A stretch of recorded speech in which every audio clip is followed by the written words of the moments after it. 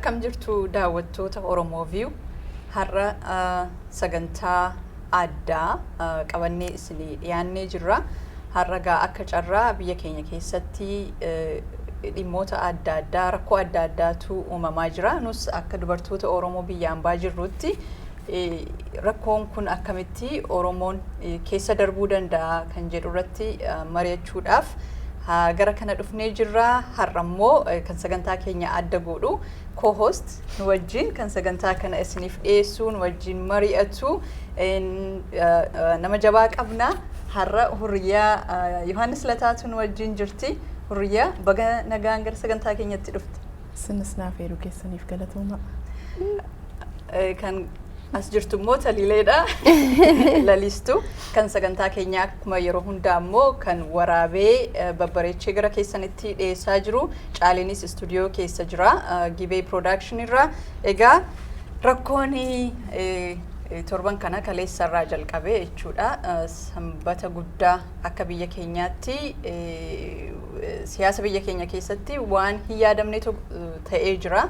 Namoota babbeekamootu du'anii jiru, wareegamanii jiru jechuudha.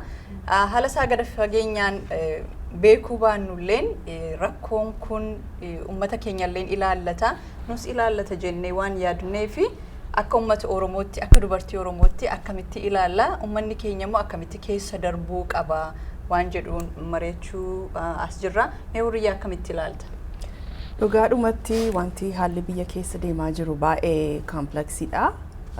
Akkuma Oromoon mammaakutti boora umalee hin xalalu jedha.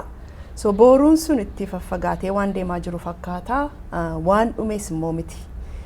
Kanaafuu akka Oromootti, akka dubartii Oromoo tokkotti, akka wanti biyyi ishee isee dhimma kooti jedhee nama yaadu tokkotti yoon ilaale, wanti kaleessa ta'e kuni baay'ee nama gaddisiisuyyuu Oromoodhaaf carraa guddaa bana jedhee yaada. Nu tokkoomsuu danda'uutu irra jiraata kuni.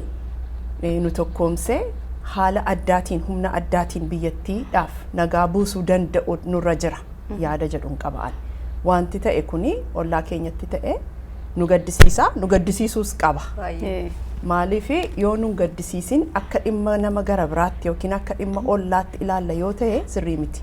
Ibiddi ollaa keetti qabate siinis takka ture hin ga'a. Kanaaf Facebook irratti nan argaa walaa nyaattu maaltu nu dhibee fa'aa warri jedhan jiru sun totally sirrii miti. Nu dhibaa ollaan keenya yoo nagaatiin bahee galee nutis nagaatiin baanee gallee jiraachuu dandeenya. Kanaaf nageenyi naannoo keenya baay'ee murteessaadha. Nageenya naannoo keenya irratti immoo Oromoon tokkoomee nagaa buustuu biyyattii ta'uu danda'utu irra jira yaada jedhuun qabaan. Oromoon ittuma fufee nagaa akkuma jalqabe kana ittuma fufee nagaa buusuudha.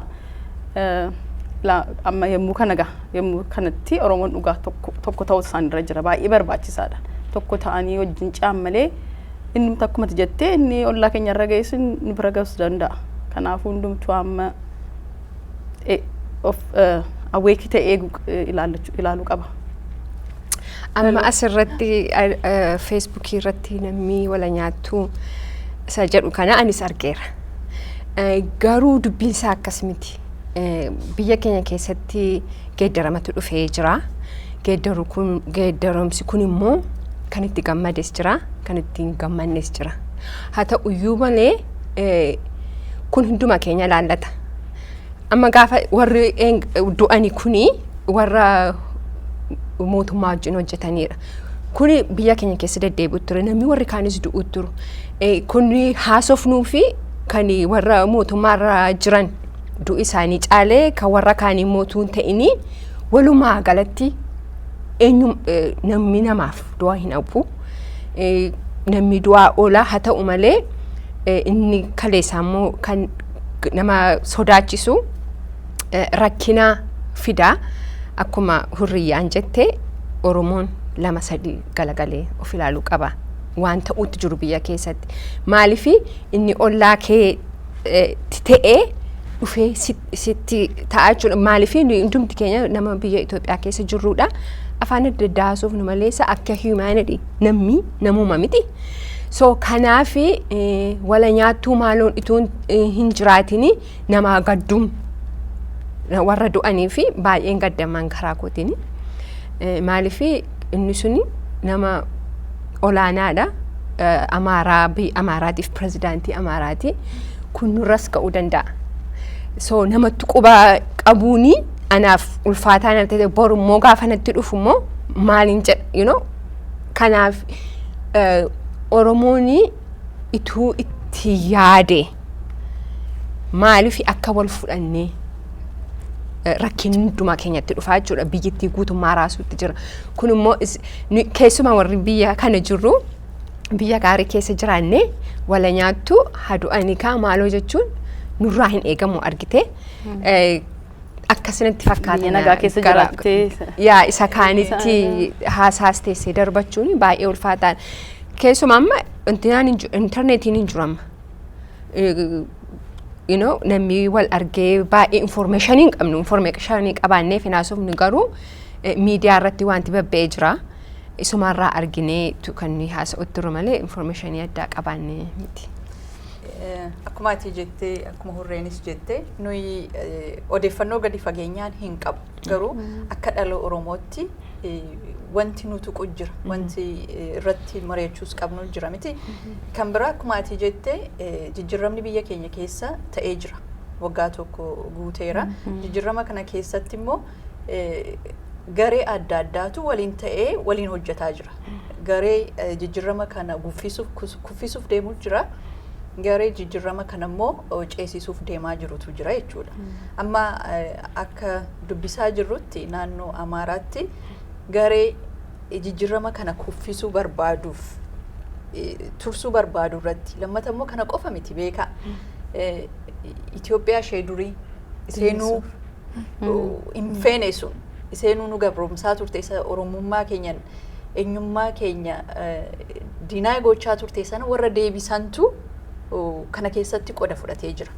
Warri har'a du'aniif wareegamanii warra dimokiraasiitti amanan warra uummata Oromoo wajjin jijjiirama kana wajjin hojjetaa jiranidha. Yeroo rakkoon sun immoo maaliif dhalatee jennee gaafa yaadnu mee naannoo tokko keessatti rakkoon tokko even mootummaa jijjiiruu regional level ta'een beeku miti osoo federaalli jiru. Federaalli immoo eenyudha? Sana laaluu qabda. Namni ajjeefame immoo achi naannoo Amaaraa qofa miti. General Siren gaardii isaatiin isa qofa miti. Generaalli kan biraallee Finfinnee keessatti ajjeefamuun isaanii wanti kun wal qabataa ta'uusaa cheenii ta'uusaa argita jechuudha. Namoota amanamootaan namoota Oromummaaf diinan taane kana rukutuu barbaachuun dhumni isaa gara kamii dhufaa jira isa jedhu sana hubachuu danda'uu qaba. Kana waan guddaa natti hin fakkaatu hubachuudhaaf it's very simple. Kan biraa immoo kanneen kanarratti tuuquu barbaadu jechuudha. Oromoon baay'ee akkuma taliileen jette walii galuu danda'uu qaba. Namni yaada adda addaa qabaachuu dandeessa. Obbolaan, hiriyaan, arfan keenyaas yaada tokko hin qabnu. Yaada adda addaa qabna. Yaada adda addaa qabaachuu keenyatu mooriyyuu akka walirraa barannu nu godhe miti. Garuu waan tokko irratti immoo always walii galuu danda'uu qabna. Oromummaa irratti walii galuu qaba. Namni kun erga booddee lafa gees erga gee booddee hundumtuu dhaaba Oromoo jedhu hundumtuu tokko ta'uu qaba. Maqaa Oromoo jedhu sana qaba miti. So that should be a common denominator for everybody jechuudha. Waan Oromummaa compromising goone irratti there is always something walitti dhufanii tokko ta'uudhaaf. Kanaaf nuyi dinni inni ala jiru namni inni kaane akkuma Oromootti nu laala. Akka hurriyaa annee taliilee lalistuu jedhee ilaalu. Isaaniif nu Oromoodha. Nu keessatti rakkoo qabaachuu dandeenya, garaagarummaa siyaasaa waan adda addaa ganda amantii qabaachuu dandeenya. Alagaaf garuu hundi keenya Oromoodha. Kanaaf har'a waan mootummaa bulchiinsa Dr. Abiy irratti aggaammatu hundumtuu Oromoo hundumaa guutuu irratti akka aggaammatamee jiru amanuu danda'u qaba. Kufaatiin Abiy kufaatii hunda keenyaati. Waan like Abiyyitu kufee anatu keessaa hafee bakka tokko ga'anii kun gowwummaadha. Kana jala murree dubbachuu danda'uu qabna. Asirratti wanti kuni yaadattu yoo ta'e waggaa har'a ji'uma kana keessa Abiyyi irratti ta'eera. Waggaa har'aa Waggaan isaa almost same week kana irratti ta'e. So anaan akkanatti fakkaatutti eeyyee warra geeddarumsa kana hin barbaanne. Geeddarumsa kana hin barbaanne jechuun warra waggaa 150 olaantummaa barbaadan kuni isaan ma arguutti jiran kan entertaining gochuutti hin jiran akka yaada kootiitti. Maalifi kan Amaaraa hidhattoota isaanii eebbisiisee ture achirratti kan inni haasa'e inni isaanii alaamtinaan isaanii torban tokko dura moo torban lama dura waan kuni plaandii waan ta'edha. Achirratti wanti inni haasa'e nuyi isa waggaa 500 duratti jechuunsaa isa dur lolaa turan isa deebisuu barbaadu akka abbaa keenyaaf abbaatota keenya abbaatochaachin isa jedhan isa deebisuuf warra barbaadan jiru afaan tokko Ethiopia tokko waan hundumaa tokko warra jedhantu olaantummaan sana amma gaafa Oromoon gaafa kana arganii Oromoon yoo lafa qabate jabaate lafa barbaannu sana hin geenyu jechuutiini kana gochuutu jiru natti fakkaata waan plaandii godhanii ta'an malee ammuma all of a sudden wanti kun waan ta'e miti waan irra deddeebi'amee godhamu turu kanarratti numti warra biyyaa jirru keessuma warra biyya ambaa jirru ilaaluun irra jira maalifi Prime Ministeriin Abiyyiitti irra jira miti of ilaaluutti iddoo isaa of buunee ilaaluutti irra jira maalifi wanti biyya sana keessatti ta'e biyya lafaa irratti iyyuu kufaatiin kuni yoo Abiyyi irratti ta'e nuunis nu gaagaa jechuudha. Nama hundumaa gaagaa malee nuyi teenyas teenyee isaanitti quba qabna yoo ta'e borsi numatti kolfama Oromoo guutummaatti kan kolfamu. So kanaafi akka kootti yerootti kana wake up call isa jedhamu beektaa isa ta'uutu irra jira wal bukkee dhaabbannee amma fakkeenyaaf kan warra kaanii yoo gadhee taates yoo gaarii taates si bukkee dhaabbatu. Ani baay'ee waa'ee saba koo irratti gaaf tokko maaliif akkasiin taanu jedha waanuma hundumaa irratti at least chaansii walii kennuun qabaachuun nurra jira jedhee yaada akka Oromoo tokkotti. Dhugaadha. Haalli amma kanatti jettee haalli amma ta'e kuni bifa qindaa'aatiin waan ta'e fakkaata. Haalli ta'e kunis baay'ee guddaadha. Kun maal sitti agarsiisa yeroo Oromoon addaddummaa isaa irratti fookasii godhee wal lolu wal kuffisuuf wal sakaalu warri immoo Itoophiyaa ishee durii Itoophiyaa afaan tokko Itoophiyaa sanyii tokko ijaaruu barbaadanii hammam akka nurratti hojjechaa jiran agarsiise. Baay'ee malee. Kun yoo hin hubatamin mootummaa Abiyyiin dhibbatti jijjiiramni iddoo nuu gaheera gaaffiin Oromoo deebi'eera namni jedhu yoo jiraate Dogoggora yab. Geeddarumsi garuu eegaleera.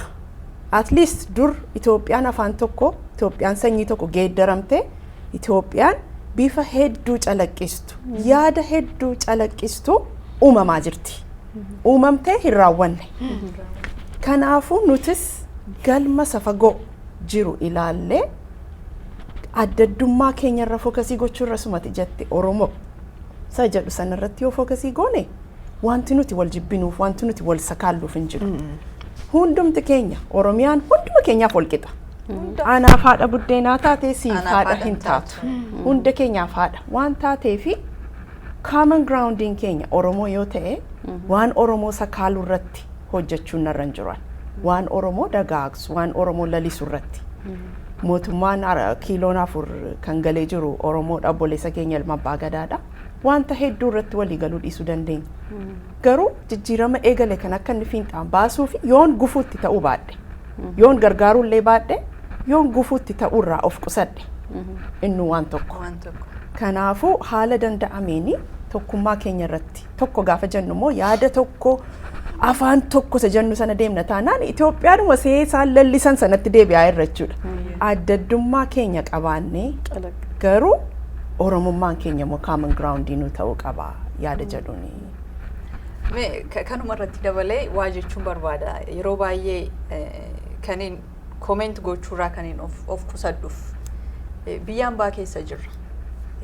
yeroo baay'ee ofii kooni osoo waan tokko commenting godhini amala ta'e actually guyyaa guutuu yaada osoo waan tokko hin deebisin you have to talk to yourself miti ijoollee keenyaaf maal hawwinaaf asitti okay waan baay'ee hawwitaaf miti ijoollee keenya akkatti kunuunsinu akkatti boorumtaa isaaniif yaadnu baay'eetu jira ijoollee biyya jiran sanaafis akkasumatti yaaduu danda'u qabna dhuguma ani ummata koon jaalladha yoo ta'e saba koon jaalladha yoo ta'e gaarummaa isaas yaaduu fi danda'uun qaba boorumtaa isaa isa anaaf ta'e isa ijoollee kootiif ta'e jireenya kootiif ta'e suni akka maatii ummata Oromoof ta'uu barbaada sana gochuuf immoo waan baay'ee waan ilaalaa deemtutu jira as taa'ee maalinni an qodni ko maal yoon godhee jireenya isaanii fooyyessuu danda'a siyaasa qofaan osoo hin ta'in hawaasummaan waan baay'eedhaan qooda fudhachuu dandeenya akka ummata diaasporaatti garuu jechi jennu wanti goonu hundumaa osoo irratti ani of qusanne osoo immoo of ilaalles gaarii natti fakkaata ani naasiif Oromoof waan yaadu tokko hiyyeessa mucaa uffata hin qabne mucaa mana barumsaatti deemuu hin qabne rakkataa ummata ilmoo Oromoo intala Oromoo biyya jirtuuf sanaafi maal bu'aan isaa maali rakkoon inni fidus maali jennellee yaaduu danda'u qabna beeki sababni isaa waan nu goonu hundumtu impactii qaba consequence qaba waan kanaaf sanallee bakka sana yaaduu qabna jechuumaan barbaade asirratti an akka yaadutti biyya kana taa'ee biyya kanaa fi biyya gaafan kompeerii godhu jechi gootenan jedhinaati namni tokko mootummaa tokko sappoortiin godhu yoo ta'e hin fedhu yoo ta'e baalotisa jedhantu jira filannoo irratti agarsiisu biyya keenyaa wanti confused na godhee namni tokko Oromoon isa ta'uu saba Amaaraa isa ta'u let's say yoo prime minister keenya hin feene jira lafa isaanii itti kuffisuu danda'an gaafa filannoon ta'u hin barbaadani filannoo sana irratti kuffisuu danda'u amma isa understand gaaf tokko isaanii galuu dide akkeesti rabbashaniitu kan iddoo qabachuu barbaadan maaliif sagalee guddaan qaban kaayoo amma waan kanan godhu ta'e Oromoo qixxee ta'uu danda'an jechuun koo amma fakkeenyaaf I think akkanatti fakkaatutti biyya Oromoo biyya Itoophiyaa irratti jalqabaa kaasee kan isaan gochaa turan maal akka ta'e beektu wal ajjeesaa wal irra tattaa'u sammuu sana qabu natti fakkaata isa tokko ajjeeseen irra ta'a malee aqeeni footii kootiin abbaa sana kuffisaa hin jedhu an garuu akka Oromoo tokkotti kan gorsuu barbaadu namni biyyi Itoophiyaa guutummaa abiyyi booddee dhaabbatee isinii hin taane yoo ta'e eegaati amma filannootti irraa kuffisaa amma sana dandeessan immoo yoo ta'e I don't know what to say I'm just hard waan gaarii hojjedhaa agarsiisaa waan gaarii godhaa jedhe wala amma fakkeenyaaf nama gurguddaa lama ajjeesan isa booddee maaltu ta'a wanti ta'u hin amma yaa gaaffii jiru lafa duwwaatti baduutti raayichu nama gaaffiin koo amma maaltu ta'a agarsiisa nama tokko lubbuu isaa fudhachuu gaafa yaaltu akka already baay'ee mo'amte agarsiisa maaliifi nama tokko ati yaadaan mo'achuu danda'u sirra jira lubbuu keensi baasee maal kaateenaan hin falmitu raawwate mo'amte mo'amuu keessan irratti agarsiista kanaaf yaadaan wal falmu baay'ee kanarratti yeroo keenyatti fayyadamuudhaaf dhiyoo kana namni bara dheeraaf mana hidhaa ture ba'ee magaalaa kana dhufee nu barsiisee ture yoo yaadattu ta'e waan inni jedhe keessaa waan har'a ta'e tokkotu ifanaa ta'e namoonni saboonni gara kaaba Itoophiyaa jiraatan baay'ee aadaa isaanii keessa walii dhiisuun beekan ajjeesuu amma nuyi gumaadhaan illee gumaa baasteetu gosti walii dhiisa achi garuu aadaan sun hin jiru fakkeenya inni nu hime keessaa yoo yaadate nama waggaa 3 hidhamee hidhaa isaa fixatee waggaa 23 hidhamee hidhaa isaa fixee ba'uuf gaafa jedhu yaadda'uu jalqabe amma namni Oromoo kun itti siqoo maaliif yaaddooftaa yeroo kee fixxeettaa yoo ba'uuf deemteennaan lakkii nuyi akka Oromoo miti isin walii dhiistu isin aadaa dimokiraasii qabdu nu garuu guyyaa fedhe yoo ta'e barbaadanii na ajjeesu gaafa naasii ba'u ittiin jedhe. Akkuma dhugaatti immoo ba'ee waggaa sadiitti yaadiga waggaa 23 hidhamee badiisaa sanaaf kaffalee ba'ee barbaadanii ajjeesan. Inni har'a ta'es kanuma wal ajjeesuudhaan aangoo fudhachuun kun aadaa saba biraati. Aadaa keenya miti garuu. Akkamitti aadaa ta'a garuu amma laftatti jettu akka natti fakkaatu warra Amaaraati mini. So isaanii amantii maalii amantii kiristaanaati jedhanii kan isaan kileemii godhan. So maalitti amanure akkas taanaan wanqee nugusiisa jedhan durii nugusiin ilmatu kan isatti amantu jira jechuudha. Biyyattii yoo ilaalte wanti tokko moo'icha kan argatu yaadaan itun ta'ini ajjeesuudhaan. Ajjeeseen irra darbaa irra taa'amu bara baraan. Namni na booddee dhufu yaadaan namoo ateetuun ta'in iddoo sana kan qabatu na ajjeesee qabachuu jira. Amma daayinaamikii sana dhayyee jijjiiramaa jira. Yaadaan namoo isa fedhan jechuudha. Isa hin fedhan. Kan nama ani baay'ee kan na dhibe qanima kamittiin pirezidantii biyya isaanii ajjeesu. Isa inni baay'ee mana dhibe maal jechuudha maal inni gamaa inni wannoon isaanii what is their message what is it? Itoophiyaa see durii. Isatti amanuu dideetiin ni. Ishee durii sana deebisuudhaaf isheen durii deebitee jechuun immoo qabsoon uummata Oromoo maalitti deebi'aasa jedhus yaaduu qabna. Kanaaf dhimmi kun Oromoof akkuma ati jette wake up call. Hundi keenya yeroo itti abaluudha jennee bileemoo wal guunu osoo hin ta'in yeroo itti walitti dhufne tokkummaadhaan dhaabbannee borumtaa saba keenyaaf borumtaa ollaa keenyaaf even gaanfa Afrikaatiif illee yaadnu ta'uu qabaan jedha. Mootummaan biyya jirus cimuu qaba. Ergaan koo immoo addaddummaa baay'ee qabaachuu dandeenya. Waggaa darbee warra diina ta'etu amma fira ta'ee walii wajjiniin hojjechaa jira. Renegotiate gochuu danda'u nurra jira. Relationship isa kam keessayyuu renegotiation is very important. Waggaa darbee waan hin ajjeesee fi har'a nan ajjeesa jechuu miti. Waggaa darbee waan waliin gallee fi har'a si wajjinii waliin galu gonkumaa siin hojjedhu jechuun sirrii miti. Haala deemnu keessa wal ilaalaa wal xiinxalaa waan walii garurratti walii galaa waan waliin galle immoo ifatti baafnee addaddummaa keenya baasuun nurra hin jiru. Waan walii gallu dibeetii baruu waan walii gallu sana immoo jabeeffannee hegaree fuuldura biyyattii keenyaaf waan Oromoo jedhu sanarratti wal jabeeffachuu. Oromoodha amma kan biyya bitaa jiru kan biyya bulchaa jiru isaan dudduuba hiriiru. Waan waliin galle immoo yeroon hin dhufa yerootti teenyee wal gorfannu walii wajjiniin haasofnu. Kanumaan jedha kanaaf wal jabeeffannu. Sigaa waan baay'ee isheen hundumaa jetteetti anis waan baay'ee waan hin jedhu qabu akkuma jedhan amma Oromoonis shaansii kana argetti itti fayyadamuu qaba.